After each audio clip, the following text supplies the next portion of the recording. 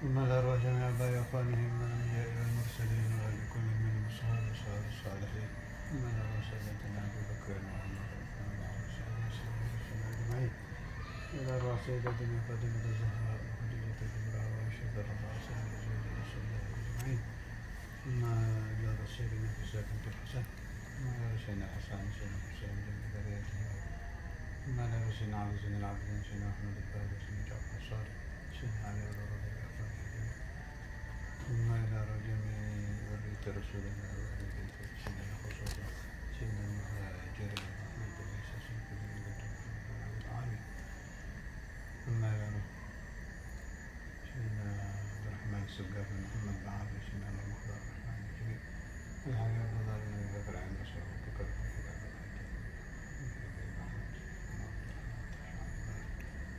جميع أهل سلسلة تربية السائلة العالمية خصوصا سيدنا ولد الغالب تبع سيدنا محمد عبد الرحمن بن عبد الله الكبير عبد الله بن سعيد الكبير محمد بن عبد الكبير أحمد بن أحمد الكبير عبد الشريف المهاني محمد بن الكبير بابا عقيل بابا عائشة أولاده وبناته أخوانهم وأخواتهم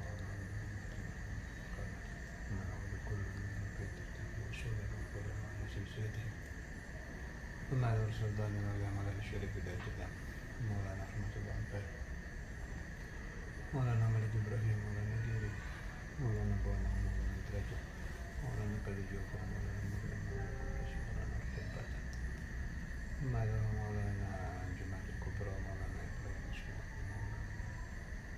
شيخ سباق مولانا إسحاق مولانا مريم سيدة فاطمة بنت المهدي بنت كتير وصولا في البداية خلفاء مع السكين ثم نجم الخلفاء خلفاء أما إلى الله الشيخ الحسين في البيت في رسول لجود الرسول من شافعي إمام مالك من حنفي إمام الغزالي إمام بن عامر شعراني وصولا مثلا وهذه السلسلة ثم له جميع أصحاب الطرائق المحمدية خصوصا في بعض الأولياء سيدنا الشيخ عبد القادر الجيلاني وسيدي أحمد كبير والفاق وسيدي إبراهيم الدسوقي وسيدي أحمد المدني وسيدي الشامي سيدي النقشبندي سيدي التجاني سيدي الإدريسي وجميع أصحاب الطرائق المحمدية أصولا وولاة الخلفاء وأهل سنتهم وما له جميع الأقطاب والأوتاد والأنجاب والأولاد وأهل النوبة وأهل الدرب والأغراض والغوث الأعظم ثم له جميع أنبيائك ورسولك وأوليائك إجماعا تعالى بأسمائهم وصولا بالولاية خلفاء مع سلسلة ثم له كل ولي ووليهم وشيخ ولدهم وغالبهم صغيرهم وكبيرهم ذكرهم وأنثاهم من سهمهم وصولا بالولاية سلسلته ثم له من قرأت كتبهم فاتجاه وأولاد الذين وصولا بالولاية سلسلته ثم له من يتنابين خاصة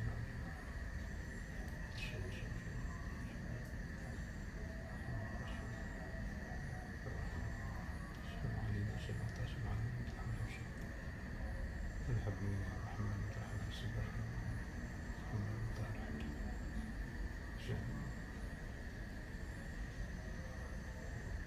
جميع الأنبياء والشهداء يا خليل يا نبي قومنا شيخ سعد السويد شيخ سعيد بن إسماعيل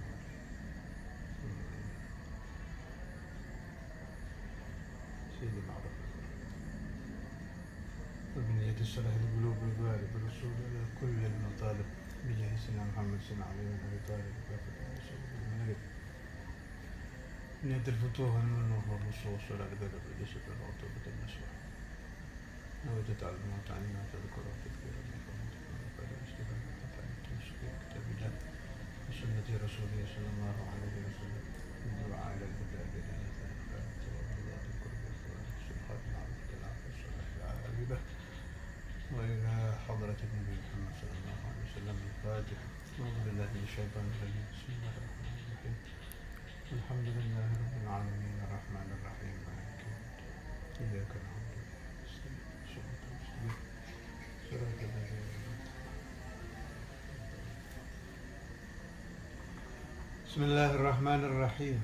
Alhamdulillahirabbil alamin. Allahumma shalli ala sayyidina Muhammadin tibbil qulubi dawaiha wa rafiqil shifaiha. Nur al-absar biha butul arwah wa bidaiha wa ala sallallahu. Bishrah li sadri.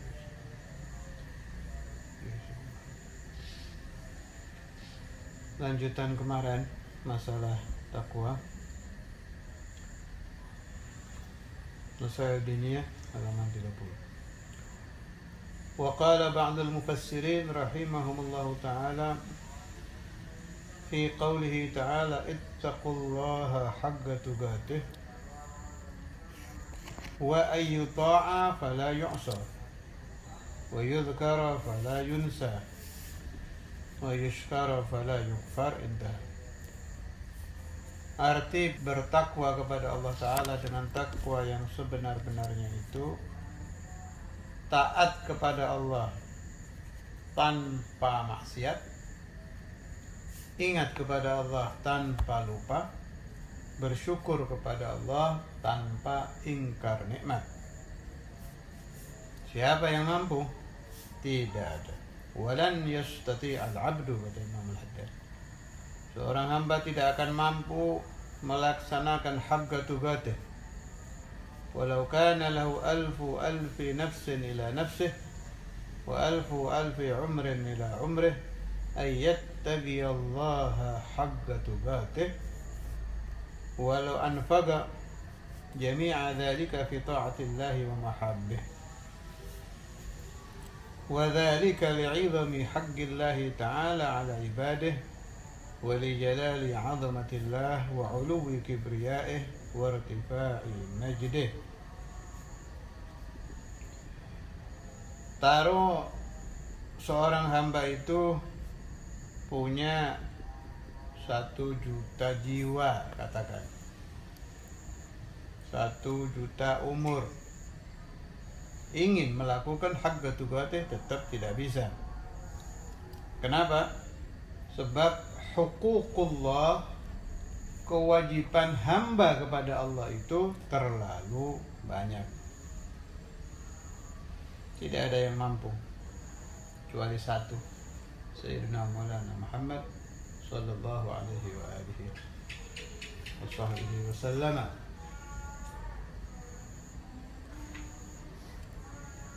Karena itu, karena tidak ada yang mampu,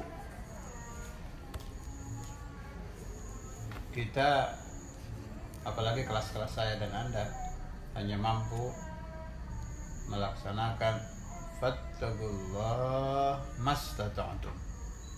Bertakwalah kamu sekalian kepada Allah Ta'ala semampu kalian. Arti semampu kalian itu bukan seenak hawa nafsu kalian, jangan keliru dipahami.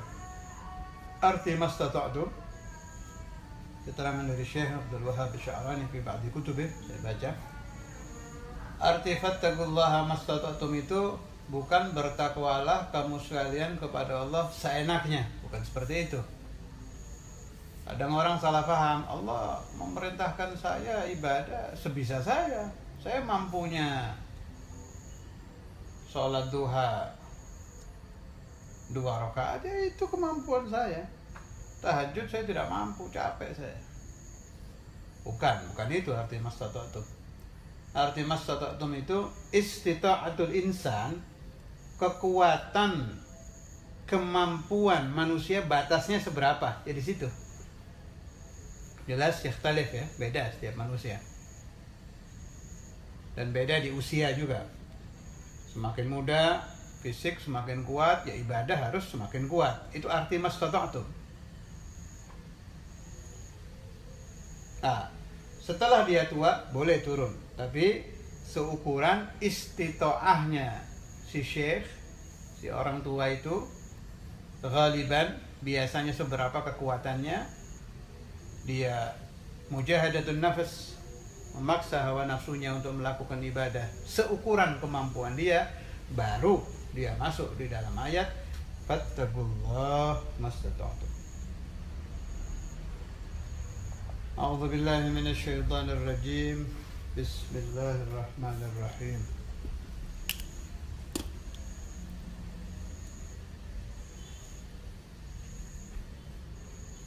يا أيها الناس اعبدوا ربكم الذي خلقكم والذين من قبلكم لعلكم تتقون الذي جعل لكم الأرض فراشا والسماء بناء وأنزل من السماء ماء فأخرج به من الثمرات رزقا لكم فلا تجعلوا لله أندادا وأنتم تعلمون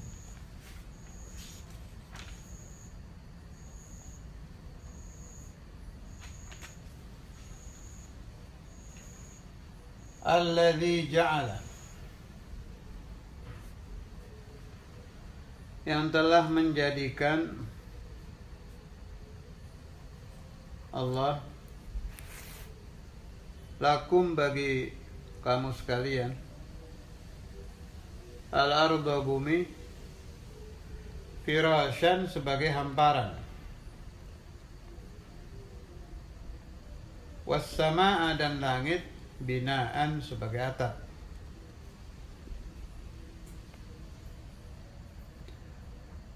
Wa anzala dan menurunkan Allah minas sama'i dari langit ma'an air hujan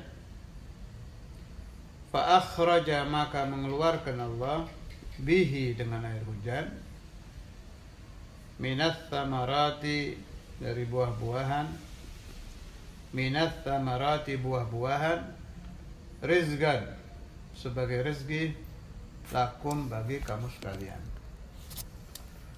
fala taj'alu maka janganlah kamu sekalian menjadikan illah bagi Allah Ta'ala andadan sekutu-sekutu wa antum ta'lamun padahal kamu sekalian mengetahui. Ini ada dua arti. Kita artikan yang makna biasa dulu, baru nanti ada arti dari sufiyah tentang ayat ini. Alladzi ja'ala, yang menjadikan siapa alladzi, yakni Allah, lakum bagi kamu sekalian al-arda bumi firasyan sebagai hamparan halnya was-samaa dan menjadikan langit binaan sebagai atap hal juga wa anzala dan menurunkan siapa alladzi ya Allah minas samai dari langit ma'an air fa akhraja maka mengeluarkan siapa alladzi ya Allah bihi dengan ma' minas samarati dari buah-buahan rizqan halnya menjadi rezeki lakum bagi kamu sekalian. Fala taj'alu maka janganlah kamu sekalian menjadikan lillahi bagi Allah andadan kepada beberapa sekutu wa antum dan keadaan kamu sekalian ta'lamun mengetahui.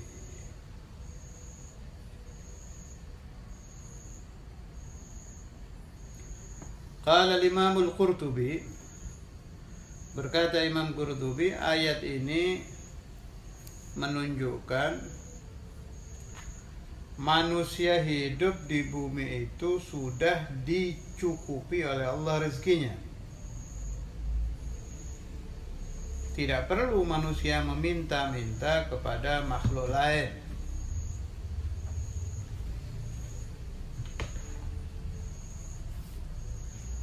Saya ulangi. Ayat ini, kata Imam Qurtubi, menunjukkan bahwa manusia hidup di bumi rezekinya sudah dicukupi oleh Allah Ta'ala. Karena itu tidak perlu, saya tidak mengatakan haram, Imam Qurtubi juga tidak mengatakan haram, tidak perlu manusia mengemis, meminta-minta kepada makhluk lain.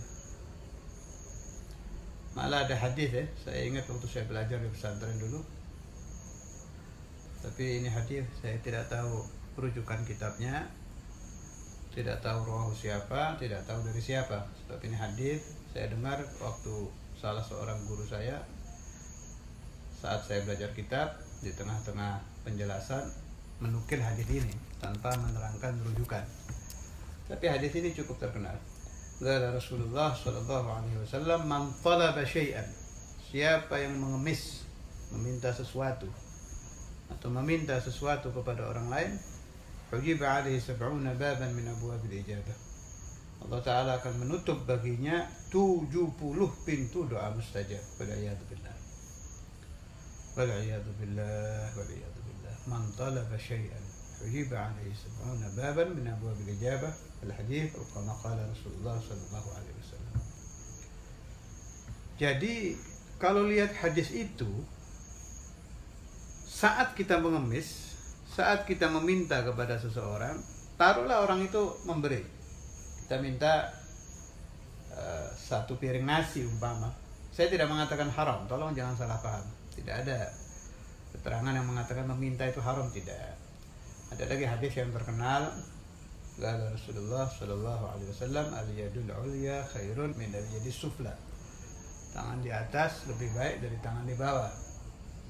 Tidak ada yang sampai haram meminta. Tidak pernah tahu saya keterangan seperti itu. Tapi ada bahaya memang di sini. Tahukah Anda kenapa sampai terjadi 70 doa mustajab hilang gara-gara meminta 1? Bagaimana itu bisa terjadi? Sebab ketika seseorang meminta kepada orang lain, wal'iyadzubillah, tanpa dia sadari, Tuhan hilang dari hatinya. Seandainya si sa'il, orang yang meminta ini tahu bahwa Allah Ta'ala melihat dia setiap detik, bahwa Allah Subhanahu wa Ta'ala jauh lebih dermawan dari orang yang dia minta, bahwa Allah Ta'ala satu kali saja tidak pernah terlibat sifat kikir, tidak akan dia meminta kepada makhluk. Pasti dia akan kontak dengan hati penuh kepada Hadratullah Azza wa Jalla. Tidak terhitung nanti di surat mendatang keterangan-keterangan bahwa Allah Ta'ala mengatakan, andai orang itu meminta kepada saya, pasti saya beri. Nanti ada ketika peristiwa antara Fir'aun dan Nabi Allah Musa, kita baca pada tempatnya nanti. Hal-hal semacam itu akan sering terjadi. Kenapa? Li'anna Allah ghayur. Allah Ta'ala itu maha cemburu dengan hambanya. Tidak mau Allah Ta'ala hamba-hambanya meminta kepada yang lain. Tapi ada satu hal yang tolong diperhatikan. Ada orang meminta kepada orang lain, tidak ada masalah dengan Tuhan. Siapa itu? Orang yang ketika meminta kepada orang lain, hatinya tetap kepada Allah Azza wa Jalla. Jadi dia bekerja, meminta rezeki kepada pekerjaannya, tanpa dia niatnya hanya saya bekerja, melaksanakan perintah Allah, kasbul halal. Jelas, perintah Allah Ta'ala, sebaik-baiknya pekerjaan adalah pekerjaan dengan tangannya sendiri, seperti Nabi Allah Dawud alaihissalam wa Nabi Muhammad afdhalus salati wassalam. Dan ada hadis-hadis sangat banyak yang menganjurkan kita untuk berkeringat, capek, pusing di dalam thalabul halal. Di antaranya yang saya dengar dari Sayyidina Maulana Al-Walid Al-Habib Abdullah bin Abdul Qadir Bil-Baqi, qala Rasulullah sallallahu alaihi wasallam, man bata kallan min talabil halal bata maghfuran lah. Siapa orang yang tidur pada waktu malam kecapean karena siangnya mencari uang halal, dia tidur dalam keadaan dosa-dosanya diampuni oleh Allah Ta'ala. Qala Rasulullah sallallahu alaihi wasallam, inna minadz-dzunubi dzunuban la yukaffiruha illa al-humum fi talabil ma'isyah. Sesungguhnya dari dosa-dosa ada dosa yang tidak bisa diampuni Allah Ta'ala kecuali orang yang pusing karena mencari uang yang halal, mencari kasbul halal, humum. Saya baca di dalam kitab itu ada tambih dari ulama bahwa orang yang mendapat uangnya gampang tidak masuk di sini. Jadi ada qayyid di hadis ini, yang pusing. Maknanya apa? Orang kaya nggak masuk. Sebab orang kaya mencari uangnya gampang. Ya kecuali jelas orang kaya yang banyak masalah dan pusing mencari uang yang masuk. Tapi orang-orang yang hanya memiliki sedikit pekerjaan, satu pekerjaan dan capek, pusing di dalam mencari uang, masuk di dalam dua hadis ini. Satu, man bata kalam min talabil halal bata maghfuran lah. Kemudian inna minadz dzunubi dzunuban la yukaffiruha illa al-humum fi talabil ma'isyah. Jelas pekerjaan kita meminta kepada makhluk lain. Tapi kalau hati kita kepada Allah Subhanahu wa taala tidak akan tertutup 70 pintu doa mustajab. Sebab hubungan kita kepada makhluk-makhluk lain hanya imtithal li amrillah, melaksanakan perintah Allah Subhanahu wa taala saja. Kita teruskan. Ini saya nukil dari Rajul Muslimin juzul awal halaman 84-85. Karena itu Nabi besar Muhammad sallallahu alaihi wasallam bersabda, "Wallahi la an ya'khudha ahadukum hablahu fayahtadibu ala dhahrihi khairun lahu min an yas'ala ahadan a'tahu aw man'ah." Demi Allah, salah seorang dari kalian mencari rezeki halal dengan mencari kayu bakar yang dia taruh di punggungnya untuk dijual, maksudnya khairun lahu, lebih baik bagi dia daripada dia mengemis atau meminta seseorang, baik dia mendapat hasil dari mengemis itu atau tidak mendapatkan hasil. Ini makna ayat tadi dari ahli tafsir. Kalau pendapat kaum sufi, para ulama tasawuf, mereka mempunyai arti lain. Kita baca lagi ayatnya. Alladzi ja'ala lakumul arda.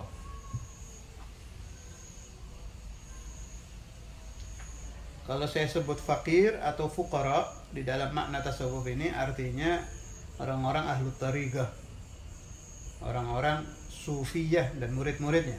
Bukan fakir dalam arti yang tadi yang di atas, fakir miskin, bukan. Fakir di sini murid atau sufi.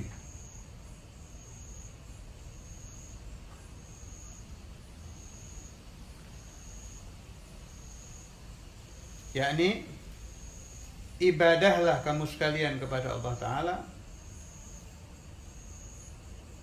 jadikan bumi sebagai sajadah, langit sebagai atap. Al-arba di sini sajadah untuk ibadah yang dipakai wirid, dipakai sholat. Bersama bina'a, tetap atap ketika kita beribadah. Wa anzala minas sama'i ma'an. Jadikan air sebagai minyak wangi, saking tidak maunya dunia. Ma'an di sini ayat itran. Jadikan air sebagai minyak wangi. Makannya dari mana? Fa akhraja bihi minas thamarat.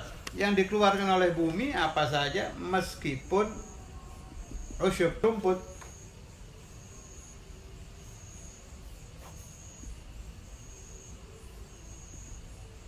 Dan janganlah kalian ada syirik di dalam hati kalian.